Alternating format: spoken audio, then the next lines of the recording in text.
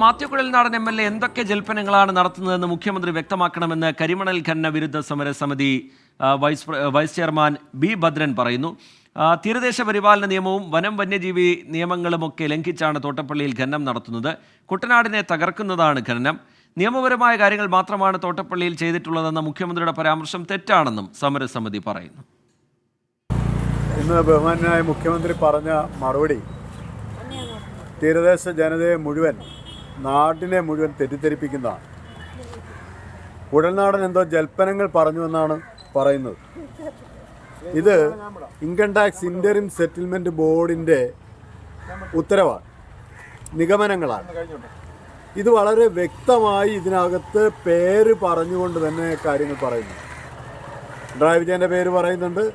അതോടൊപ്പം തന്നെ അദ്ദേഹത്തിൻ്റെ മകൾ വീണ വിജയൻ്റെ പേരും ഈ റിപ്പോർട്ടിനകത്ത് പറയുന്നുണ്ട്. ഇത് ഏവർക്കും പരിശോധിക്കാവുന്നതാണ്. ഒന്നാമത്തെ കാര്യം, എന്ത് ജൽപ്പനങ്ങളാണ് അദ്ദേഹം പറഞ്ഞത് എന്നുള്ളത് ശ്രീ പിണറായി വിജയൻ വ്യക്തമാക്കേണ്ടതുണ്ട്. അതോടൊപ്പം തന്നെ ഇവിടെ നിയമലംഘനങ്ങളൊന്നും ഇല്ല എന്നാണ് അദ്ദേഹം പറയുന്നത്. CRZ നിയമത്തിൻ്റെ നഗ്നമായ ലംഘനം അവിടെ.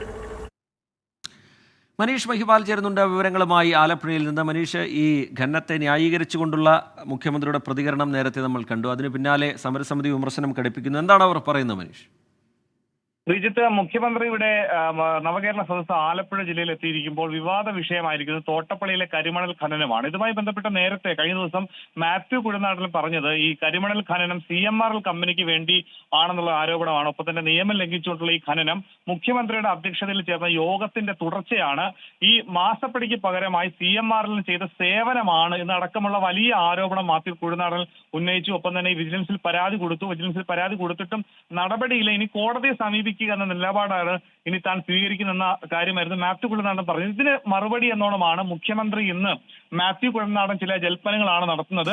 ഈ തോട്ടപ്പള്ളിയിലെ കരിമണൽ ഖനനം അത് നിയമപരമായി തന്നെയാണെന്നുള്ള കാര്യമാണ് മുഖ്യമന്ത്രി പറഞ്ഞത്. പക്ഷേ മുഖ്യമന്ത്രിക്കെതിരെ ഒപ്പം തന്നെ മാത്യു കുഴൽനാടൻ പറയുന്ന കാര്യങ്ങളിൽ യാഥാർത്ഥ്യമുണ്ട്, മാത്യു കുഴൽനാടൻ പറയുന്ന കാര്യങ്ങളിൽ വസ്തുതയുണ്ടെന്ന് ആണ് നിലവിൽ കരിമണൽ ഖനന വിരുദ്ധ സമിതി പറയുന്നത്. ഇതിനെതിരെ മുഖ്യമന്ത്രിയുടെ പരാമർശത്തിനെതിരെ കൂടി അവർ രംഗത്തെത്തിയിട്ടുണ്ട്.